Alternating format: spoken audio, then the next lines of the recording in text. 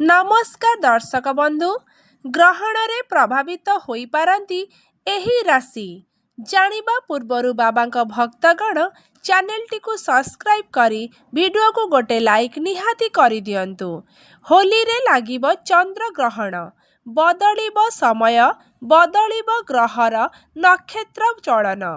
कर्कट बिछा मीन राशि पाई एही चंद्र ग्रहण खूब गुरुत्वपूर्ण।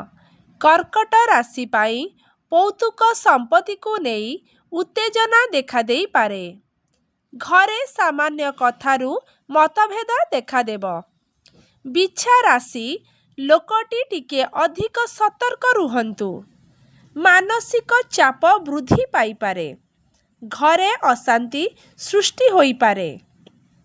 मीन राशि लोकंक पाई अनावश्यक खर्च वृद्धि पाई पारे।